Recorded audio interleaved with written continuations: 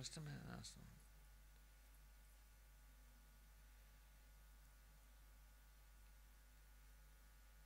What's the distance? It's okay. Should we start?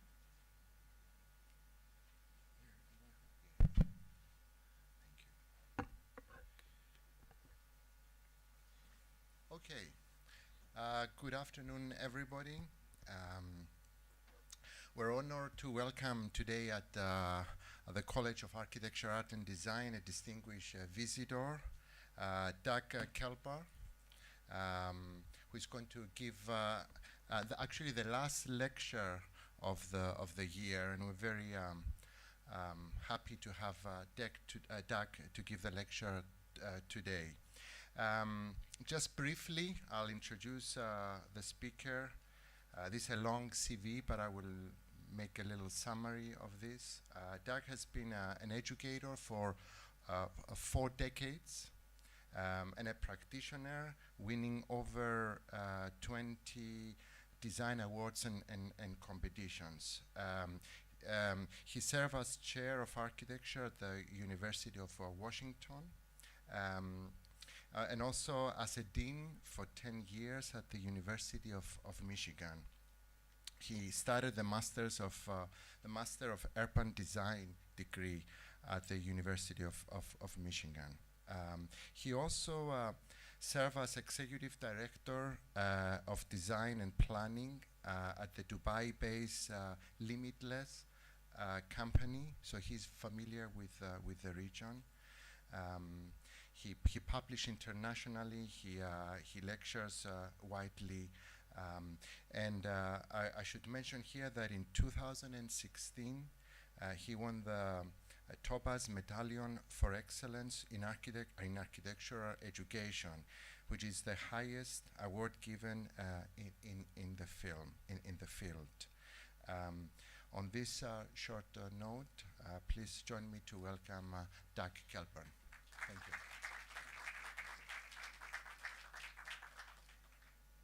Thank you very much. It's a pleasure to be back. I actually gave a lecture in this hall maybe 8 years ago, I would guess, when I was working in Dubai for a couple of years. And I'm honored that Saeed, the head of Limitless, has come up today. I'll show a few projects of Dubai, but I'm going to talk mainly about how cities are doing some surprisingly good things that you probably haven't thought about. So anyway, I did a lot of passive solar buildings back in the 70s and 80s, and that interest in solar engendered an interest in place, in site-specific design. And we started out doing these individual passive solar villas, and we realized that was really part of the problem. We need to think about urbanism, and it led us to think about regional urbanism, metropolitanism, new urbanism, sustainability, climate change, and all these other issues that were coming to a head that required bigger thinking than individual buildings. So we did a charrette a long time ago at the University of Washington in 1988, which really started something called TOD, Transit Oriented Development, a TOD, originally called a pedestrian pocket. And one of the folks that did that charrette with me was my later partner, Peter Calthorpe, who Saeed had come over for many projects, including the Arabian Canal around Dubai, a project that was canceled when I was here, which was probably just as well. It was, I'm not sure, the right project at the right time anyway. So Dubai, it was a very interesting experience to be here and work with Limitless. And the city was on a trajectory to get much bigger and much more dramatic. So one of the projects we did with Limitless was the last stop on the red line of the Dubai Metro, now called the Exchange. We called it downtown Jebel Ali. and you can see the stop and a big building by Raphael Vignoli that was never built. But the buildings on the left were built, and some are being finished now. And right here is a mosque. We interviewed a number of distinguished mosque designers, and Saeed and I and others were not convinced it was right, so I got to design a mosque, even though I'm not Muslim. And it was a very exotic mosque, very modern, very contemporary, where the prayer hall was actually glass, but it had a sort of interesting mashrabiyah on the inside, and you can see the minaret. The face towards Mecca was cut with water jets, as was the back wall of the front of the building, and so on. Anyway, so I am familiar with the area and some of the religious buildings of the area. I just wanted to quickly point out Rem Koolhaas, who competed for a project in Dubai, said the work we do is no longer mutually reinforcing, but I would say that any accumulation is counterproductive. This is the famous Rem Koolhaas, to the point that each new addition reduces the sum's value. And that's, of course, the issue in Dubai, with one new high-rise after another, each shouting louder than the next for attention, competing, and looking in many cases like so many perfume bottles. So this is the part of Dubai where I lived and worked. I lived over here, and our office was over here. And the red is the grid, the actual interconnected network of roads. And you can see it's not that extensive. A lot of these areas, are really cul-de-sac subdivisions. They're not really connected in a network, and that's a problem. For instance, at night when we'd leave, we'd go through a construction site, we'd come here, we'd have to come back, go around this circle with 3 lights up here, cloverleaf back, to get home. So it was about 3 times as far as the crow would fly, and this is a problem when you don't have interconnected grids. 6 miles, 6 kilometers as the bird flies, and about 18 to drive. So this issue is important with urbanism, that this sort of cul-de-sac type development, this pattern doesn't work as well as a connected network. You really need a connected grid to work. If you live here or whatever, you contribute vehicles to the network, you contribute traffic, you add to congestion, but you don't add any capacity to the system. So you're essentially a parasite. So this sort of pattern that we see in nature actually might make a good leaf, but not a good network. This sort of network versus that, this has the same number of lane miles, the same amount of black ink, but this has greater capacity than that, shorter travel times, because there are bottlenecks with the super block and the highway, freeway, etc. So much for Dubai. Let's talk about climate change and how cities can help. Well, we've had 10,000 years of really, really good conditions for our species, the human species, to thrive. And we've taken great advantage of that. It's been a long, very nice spring. We've prospered, and that age, the Holocene age, is now officially over. Welcome to the hot, fast-changing summer, the so-called Anthropocene. The planet will do just fine. The question is, how will our species do? And you can see the temperature climbing, and what's happening. We've gone through many cycles of more and more carbon in the atmosphere. It goes up and down on these 100,000-year cycles, but all of a sudden we're up here. So we're definitely in new territory, and it's a little scary because we know that as CO2 or other carbon greenhouse gases go up, so does temperature. They align very closely. So it's getting mind-bogglingly hot in places, hot and humid, sending feels like temperatures toward the 160 degree Fahrenheit mark. The searing heat has led to, well, in one case in Iran, to a 4-day holiday where it got up to just about 160 degrees. I don't know, you probably know centigrade, and I forget what that is, 71 degrees centigrade, very, very hot. We're going to see more of that. So why is climate change so important? Because humans and their societies have never had a problem quite like this. We've always had problems. We've always had war and poverty and disease and hunger and natural disasters and discrimination, corruption, etc. Climate change is categorically different, it's qualitatively different, and ultimately quantitatively different. It's a bigger deal. Its impacts are more drastic and long-lasting than, say, corruption and natural disasters, hunger, etc. And it's immense for our species and other species that we depend on. Whatever, if you believe in climate change, whatever you think the causes are, it doesn't matter. Why is 2 degrees centigrade, the Paris Accord, such a big deal? A 1 degree global change is a big deal because there's a lot of ocean, a lot of land, a lot of atmosphere to warm up. A 5 degree drop was enough to bury a large part of North America, where I live, under about a mile high ice, over a kilometer thick ice, 5 degrees centigrade. So you can see 2 degrees is a big deal. We're going in the other direction now, not getting colder, getting hotter.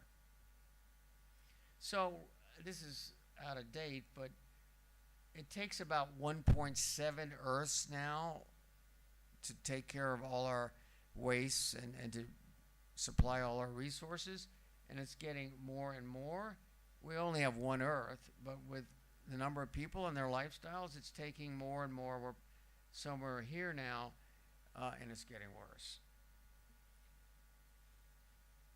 The city is on fire, essentially, with electrons, not flames. The history of the built environment and civilization is in many ways the history of fire. This happens to be London, could be Dubai, could be Sharjah. Cities have huge ecological footprints.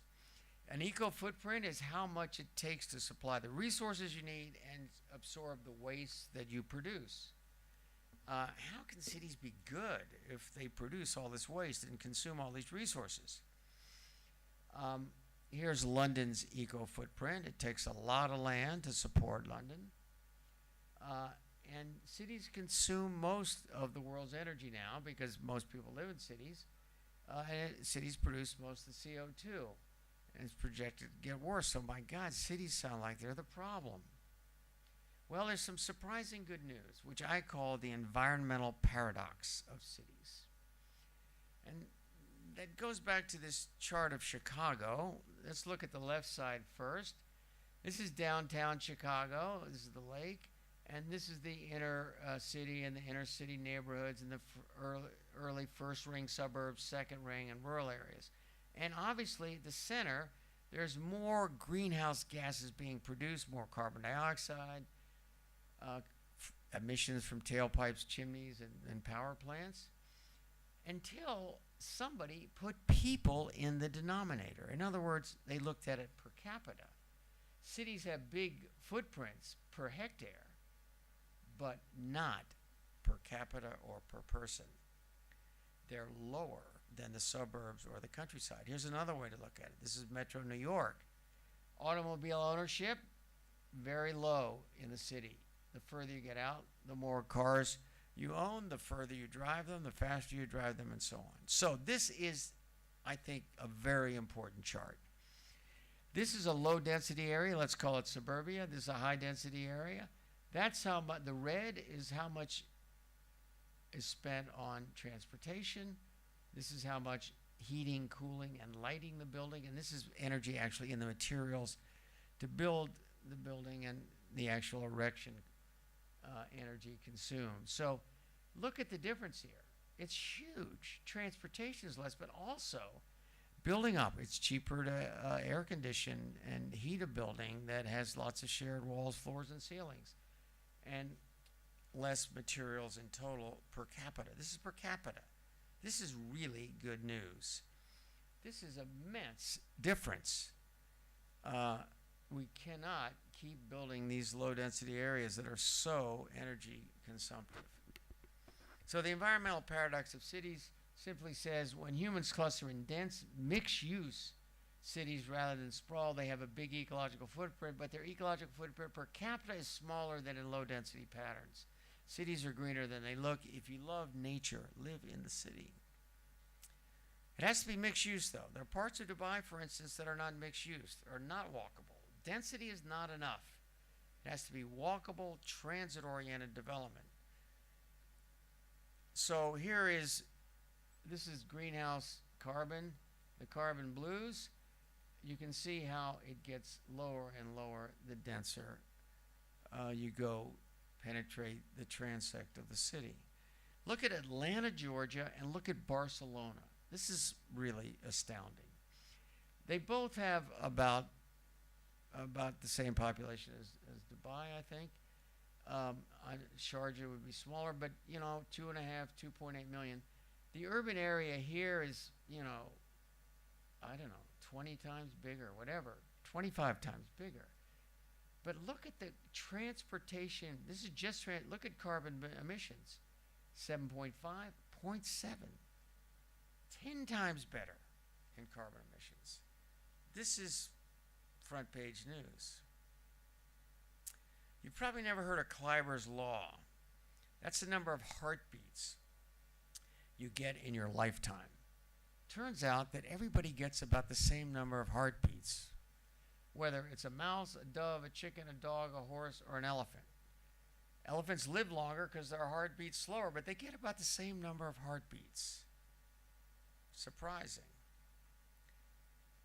All organisms have a finite number. They have a limit, an upper limit of how many heartbeats, and how big they are, how much they weigh, depends on how fast, determines how fast our heart beats.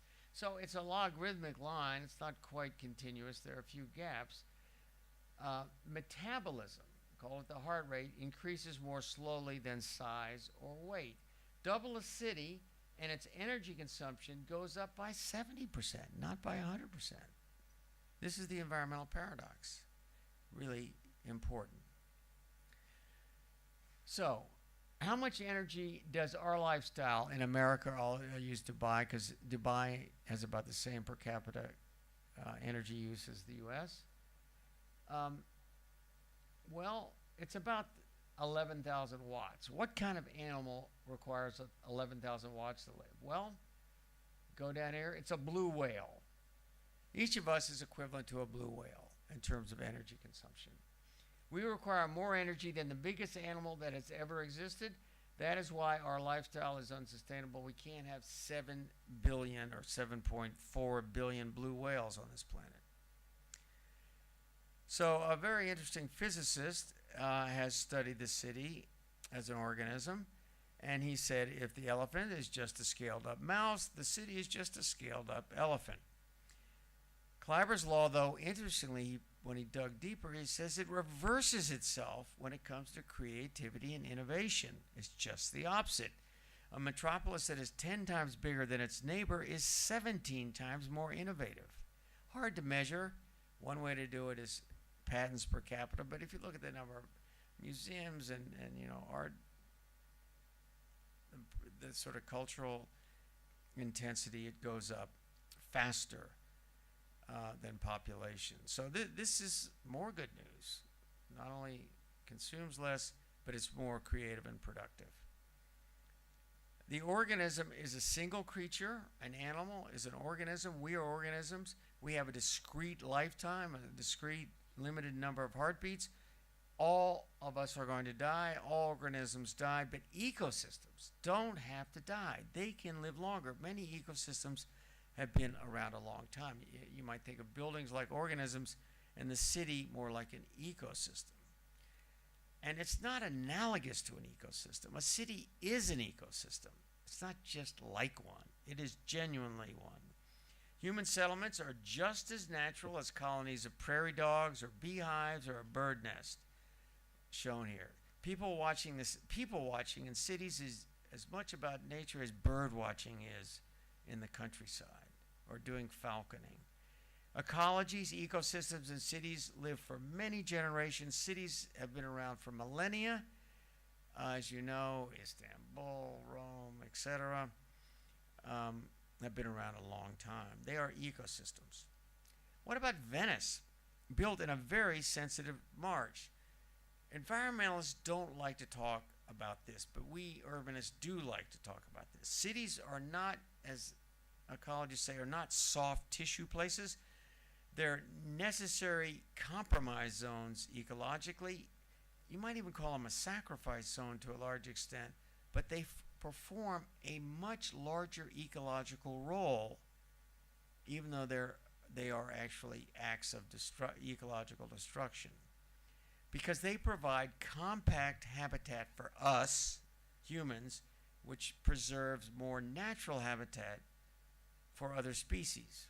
So you probably wouldn't be allowed to build Venice now. It'd be against the law. But what a mistake. Venice is well worth it. They're now building, by the way, these new barriers to keep it from flooding as sea level rises. I think most people would agree that it's worth it. This is Ian McHarg, the famous ecologist, saying, few among us reject the loss of ancient marshes on which Venice and Amsterdam are built. If less of the even more ancient hills,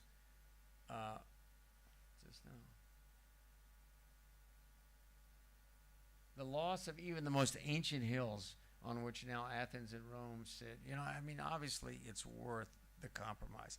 This is Charleston, South Carolina, one of America's most walkable cities. I think if you build it now, you might be required to build it like this. It would be a loss, not a gain. Here's a famous idea for a tower for birds and squirrels in Shanghai. It's okay, but it's a sort of waste of resources. Cities are primarily about humans providing habitat for us, not for squirrels. Well, you don't have squirrels here, do you? Are there squirrels? No. Whatever. Mice. Rats. Double a city's size and density, and its energy consumption, its metabolic rate goes up 70%, not 100%, and it's reversed. We've already talked about that. Now, this is something we haven't talked about, the urban heat island. How many of you have heard the term urban heat island?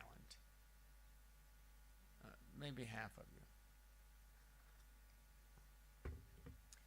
Well, what's that? So cities produce a lot of waste heat. This is not heat that has been harnessed. It's just waste heat coming out of tailpipes and chimneys and air conditioners. It's not the same thing as greenhouse gases that trap heat up in the upper atmosphere. This is just plain hot air down in the street. It's about local climate. It's nothing to do with global climate change. It's a local phenomenon, and it's quite dramatic. The temperature in red is the temperature in the city, and then green is further out in the countryside. It's definitely hotter in the city, as you know. And it's a function of the color of the materials of the buildings and their rooftops, and also this waste heat. In August 2003, a heat wave in Western Europe led to about 45,000 deaths. The July-August heat wave in 2010 in Western Russia killed about 54,000. It kills far more than hurricanes or typhoons or even earthquakes. It's the biggest natural killer, heat waves. Large cities in the U.S. Tend to be warming at more than twice the rate of the planet as a whole. That's true here, I'm sure, as well. Cities are getting hotter about twice as fast.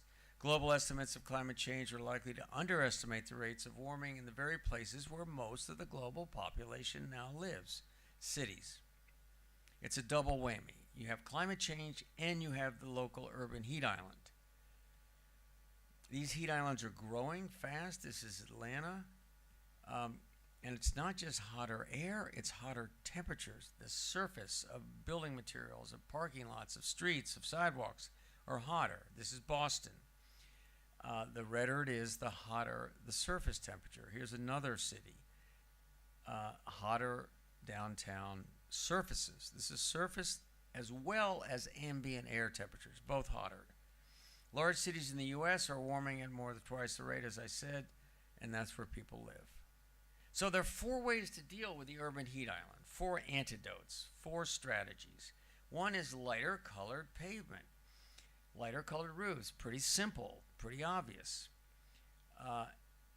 You can do a lot better with urban surfaces, both in color and how they deal with stormwater. You don't have to worry about stormwater here, but as a carbon sink and so on. This slide is probably not so relevant here in Sharjah. So the next thing is having brighter color roofs. Why not have white roofs? Look at the difference, 4 to 1. A white roof bounces back 4 times as much of all that hot solar energy coming in, all the way through the atmosphere, all the way to outer space. It doesn't stop in the upper atmosphere as a greenhouse gas. It comes in as light, it goes out as light at the speed of light. So white roofs are great. Not if they're in auto-dependent sprawl, though. So green roofs, we're hearing more about. Green roofs where you plant them, especially in hot climates. They do a good job of cooling the building and cooling the air in the city. But white roofs are 3 times more effective at countering climate change than green roofs, than planted roofs. Green roofs offer other benefits, such as stormwater management and so on, or you can grow food or garden, whatever. But in economic terms, the white roof is much more effective. Here are some students painting a roof in New York City white, and it lowered the temperature by 1 degree Fahrenheit and cut mortality rate. Temperature and color are closely connected. Color is a big deal. Here's a guy on the lower right in India who's lost his shoe. And on the left, I was in Rome a year ago, and they were sprinkling, shop owners were coming out and sprinkling water on the dark sidewalks that were melting. So that's called albedo enhancement, lightening up surfaces, especially rooftops, and then more walkable, bikeable, transit-oriented, less auto-dependent urbanism means you get less hot air coming from tailpipes and chimneys, so more transit, more biking. Bike sharing is exploding all over the world. I guess you don't see much here. It's maybe too hot. Are there bike sharing systems in Sharjah? Probably not. But they're certainly spreading all over the world. Air conditioners, though, you have a lot of air conditioners, and they are a problem because as they cool the inside of your buildings, they heat up the street or the yard or the whatever.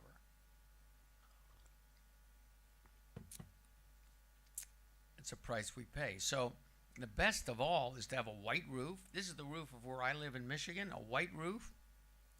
The tilted collectors, the highly tilted ones are for domestic hot water, and the lower tilted ones are for generating electricity, photovoltaic panels, and they're at a lower tilt because the sun is stronger and brighter and less cloud cover in the summer. So we buy more power in the winter, but we sell a lot of it back, and the meter goes in reverse in the summer, and all in all, we do better by tilting them down. But hot water, we need 12 months a year, so it's tilted up. In 2060, the world is projected to add 230 billion square meters of buildings. That's equal to the entire current global building stock. We're going to double it in your lifetime. You students are going to double it. This is the equivalent of adding an entire New York City to the planet every 34 days for the next 40 years. So the third problem is called the urban canyon, because they're deeper and often darker. They trap heat. They don't get as much ventilation. So that makes them even hotter than other parts of the city. They're starting to tear down buildings in Beijing, China. They're mainly worried about dirty air, a little more than climate change. They're just starting to tear down buildings to get more ventilation, to clear out their air pollution, but also it helps with climate change. So trees are the third thing, or actually it's cool microclimates within the city. Green the city with trees and plants. They're little hospitals. Urban trees and reforestation are unmitigated winners. Trees breathe out what we breathe in. We breathe in what they breathe out. It couldn't be a better deal. Trees. I know it's hard to do trees here because of water, but trees are real winners. They are multitaskers. Look at what they do. I mean, it's a long list. Beautify, cool shade, prevent soil erosion, they sequester carbon dioxide. They filter dust in this case. There's a lot of dust still, I noticed, in Dubai and Sharjah. They cool the air by evapotranspir. Their leaves actually evapotranspire, which cools them, and they provide, fragrance, fruit, flower, and so on. And they actually are known to reduce crime, and they increase real estate values. They provide a lot of jobs. This shows you the impact of trees, because there are far more trees in the northern hemisphere than the southern, over the course of their growing season. The difference between early May, before the leaves are out, and early fall. Huge planetary difference. Leaves, trees, foliage, plants make a big difference. And don't forget the economic benefits of doing the work, of actually maintaining these forests and urban trees and plants. And, it provides jobs and opportunities as well as all these other benefits just listed. They are the most prominent organisms on our planet. There are about 3.1 trillion trees. That's 422 for every one of us. Down from almost 6 trillion. We are cutting down more than we plant each year. Some trees are amazingly big, some are amazingly old. We really need to respect trees. The more trees on a block, the less likely people are to be obese or have diabetes or heart disease. They're also more likely to report feeling healthier. Being around more trees is the health and well-being equivalent of making $10,000 a year more at your job. Because urban trees grow bigger, often forming these great cathedrals of outdoor space, their shade reduces air conditioning loads, and they mitigate up to 16 times more than non-urban trees. They grow much bigger in cities because they don't compete for space and light and air as they do in a forest. So what about vertical green? You see a lot about this now. Let's make green walls. Well, they're perfectly fine, but they're much more expensive to install and maintain and replace than the tree in the foreground. Street trees are really better than all this exotic vertical greening that you see in these fantastical architectural projects that are published a lot. Very few of these have been built. One in Italy has been built. And of course, when you're building a building like this, you have a crane on site. You can raise the tree up to the 30th floor if you want. This is, I think, called Bosca Verticale in Torino or Milano. I can't remember. But the problem is when that tree dies, you don't have a crane around. You're not going to be able to replace it. So there are problems.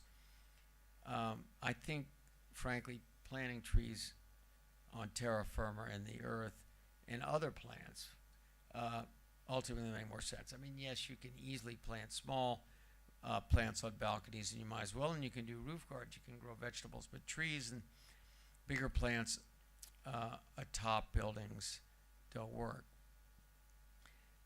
Where it's too arid for tree planting, like here, there are these passive architectural techniques. You know about the wind towers.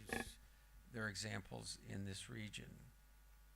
So I'm going to summarize these 4 techniques or strategies to deal with urban heat islands. There's albedo enhancement, lighter color surfaces. Sensible heat reduction. This is not climate change. This is just plain hot gas, hot air from tailpipes, chimneys, and air conditioners. We talked about making cities more walkable, bikeable, and more transit-oriented, and with more solar collectors on the roofs. And then opening up street canyons to get more ventilating winds. probably not so much a problem here because you have pretty strong winds to begin with. And then last is the cool places within cities, these microclimates, and that's primarily done with trees and vegetation. They also do lots of other good things we listed. So here's some more good news.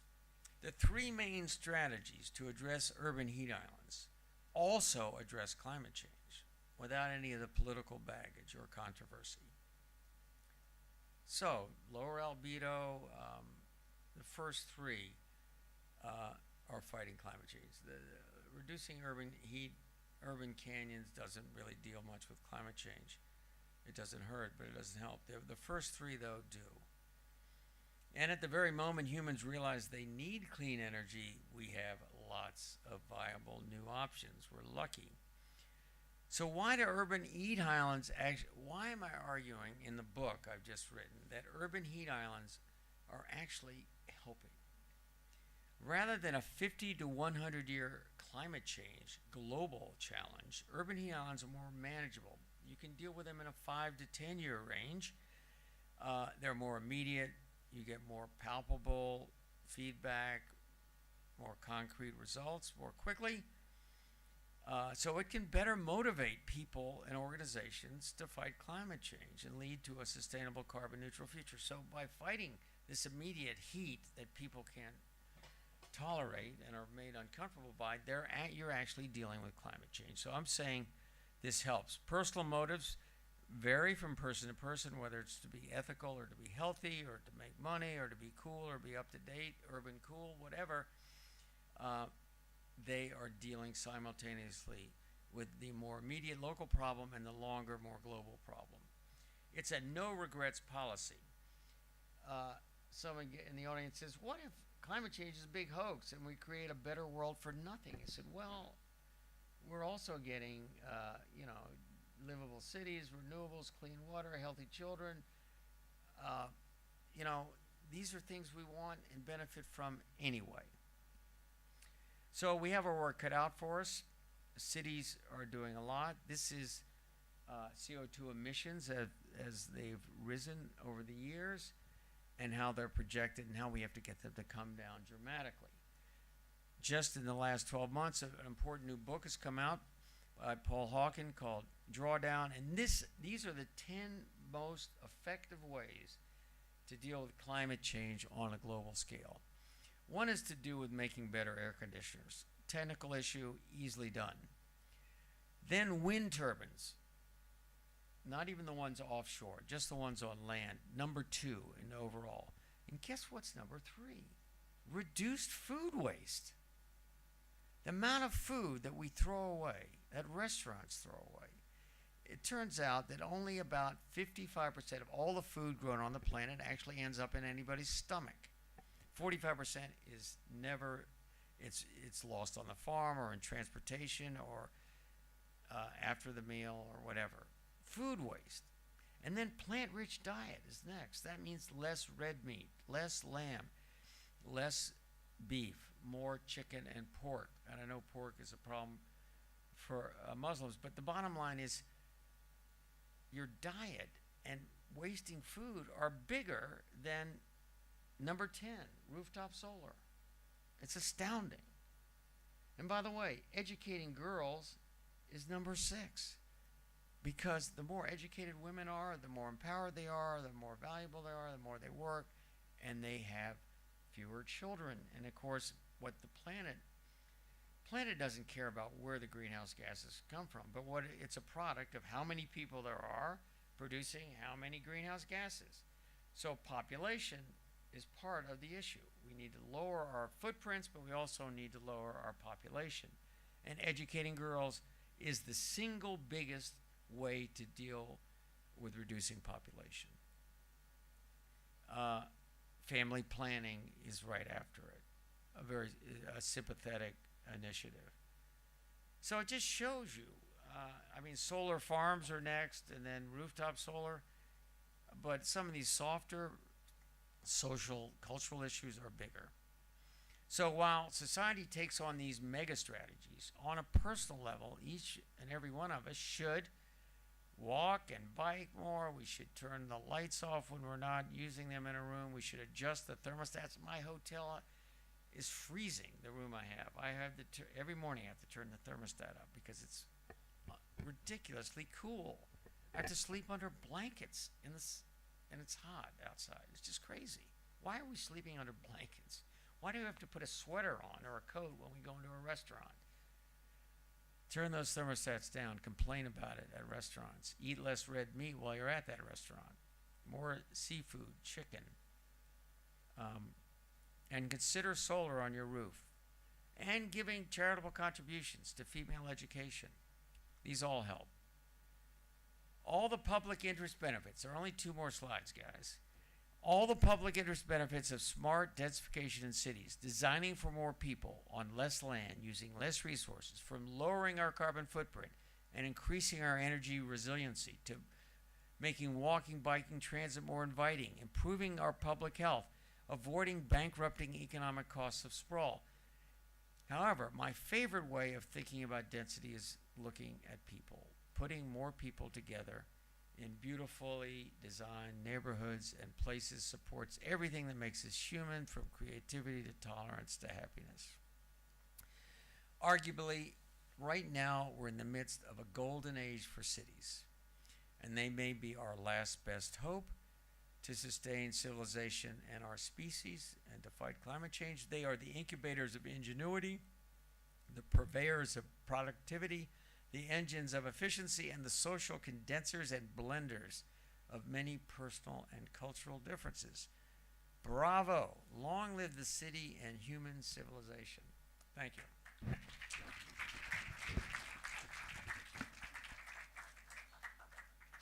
So, that wasn't too long. So, happy to take questions or comments, complaints, anything. Yeah. Yes, sir.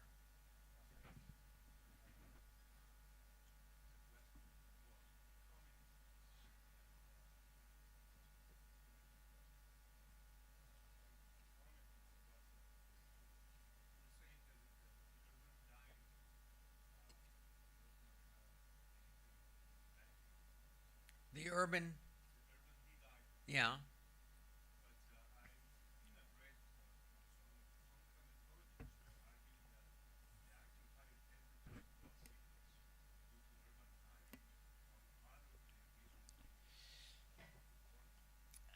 Well, they're definitely making the planet hotter, but actually, global climatologists don't look much at cities at all. It's not a big deal in the bigger picture, but it's a big deal for humans because that's where they live.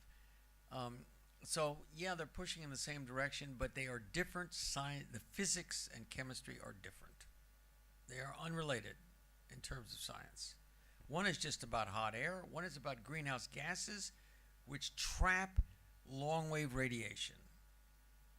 Sunlight comes in as short-wave radiation, hits a dark surface, goes back at long, slow waves, which are trapped by the molecules of greenhouse gases. Very different principles. But they may, in fact, they compound the problem. Yeah.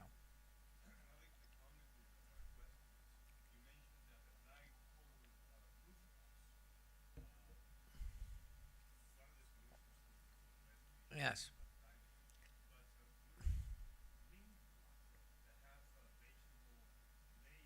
Yeah, I tried to explain that. Green roofs are better per acre, but not per dollar or not per dirham.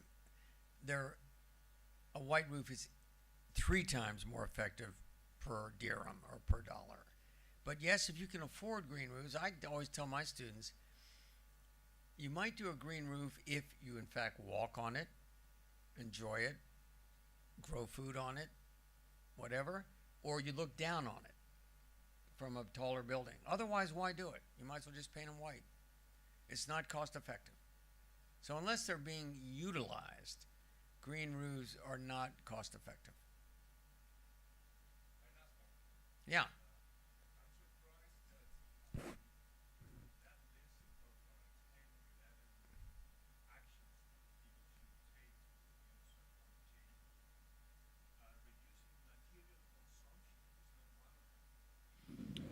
think it's just understood that material, you mean energy. I talked about energy consumption, material consumption.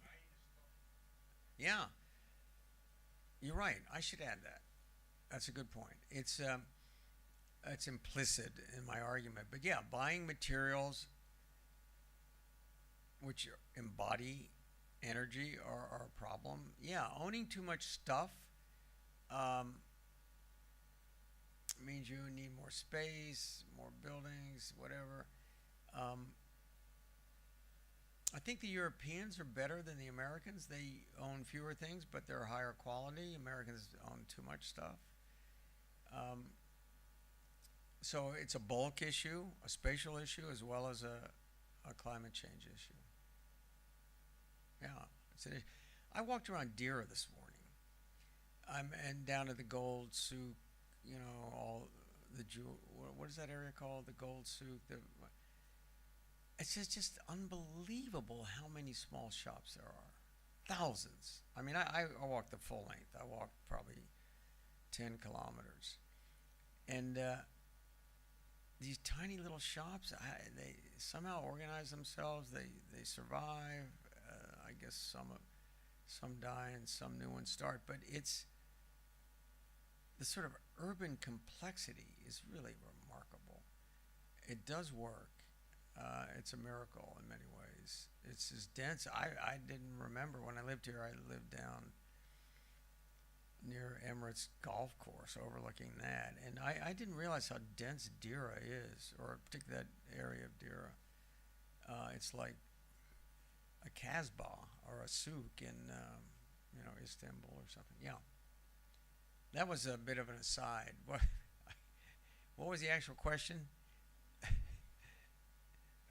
That was it. Okay. Yeah. Here.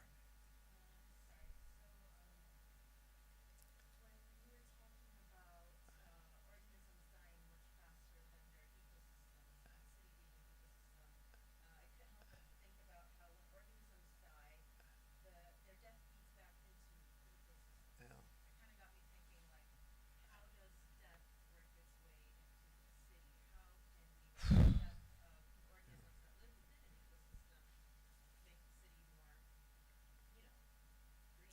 You mean human deaths or? Mhm.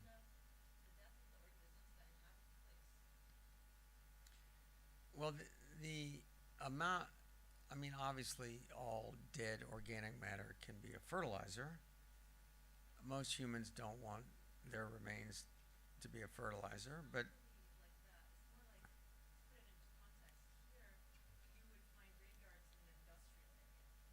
yeah.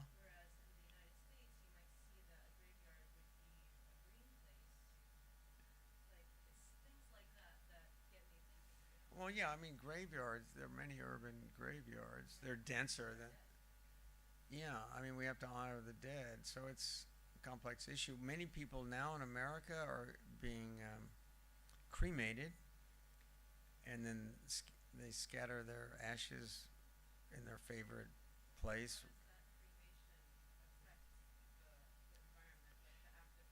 Yeah, well, it produces some waste heat, but I think it's pretty minimal. What I was saying though was that buildings are more like organisms. They don't last as long as cities. They come and go. They last maybe 100 years, maybe 200 years. They don't last 1,000 years or 2,000 years. But the Romans were very clever about using the materials from the older buildings to build the newer buildings. We don't do that so much. We tear the buildings down. I guess we reuse the steel and maybe crush up the concrete and do something with it. But we're not so good at reusing building materials. It's a complex question. It's probably harder to reuse modern building materials than, say, ancient marble, stone, or granite, or whatever, or limestone, whatever. But that was really what I was driving at, is that buildings are more like organisms because they don't have a very long life expectancy compared to cities.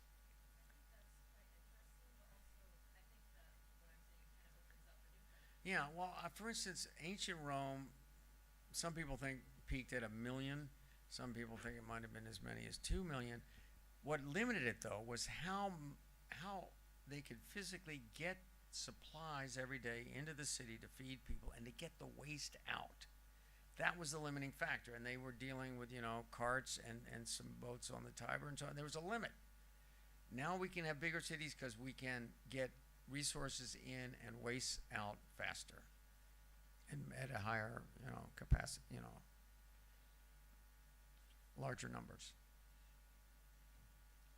You had your hand up, didn't you? Yeah. Oh, I thought you did. Okay.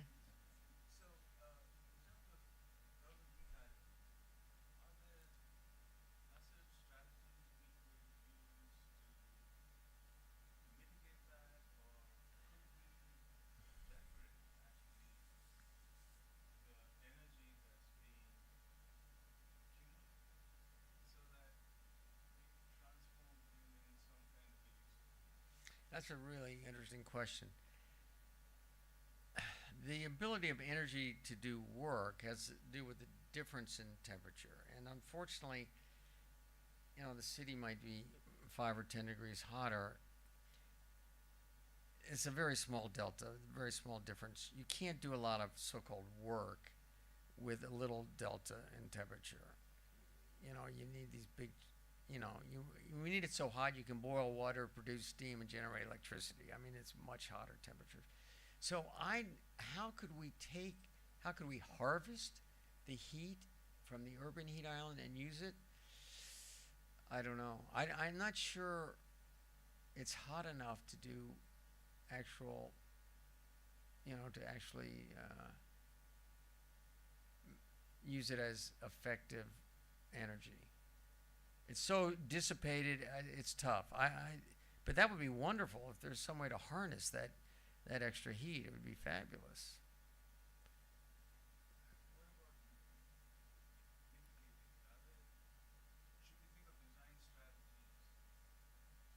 Well, mitigating it, you could argue that lower albedo is mitigating it as well as adapting to it, both. You could argue that less automobile dependence is mitigating it, and then if you have transit and bikes, you're adapting to it. More trees are mitigating and adapting. It reduces the temperature, but also allows you to shade yourself from it, and so on. So these are both mitigative and adaptive. Yeah.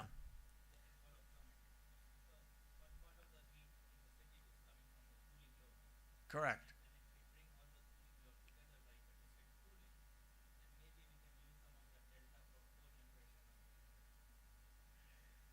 It is true that district heating and cooling is better. These individual air conditioners aren't very efficient. I see a lot of them in this area. I think more district heating and cooling is coming. It's really big in places like Denmark and Sweden, and it makes a lot of sense. And I think, Saeed, we were going to do some district heating and cooling in Arabian canals and elsewhere. How big an area to do district heating? That's a question. Is it a block or 10 blocks or whatever, 100 blocks? But yes, we need more distributed energy production, more distributed electricity power production, and also taking advantage of combined heating and power plants, CHPs, or cogeneration, where we use the heat to both generate electricity and to send it out to heat buildings in the winter. You don't have such a heating problem here, but cogeneration or CHP is a big, and district heating and cooling, big part of the future. The big question, though, underlying everything I've said, is are we doing enough soon enough? Or are we, like so many past civilizations, in the too little, too late category? That is the big question, and maybe a good one to end on. Thank you.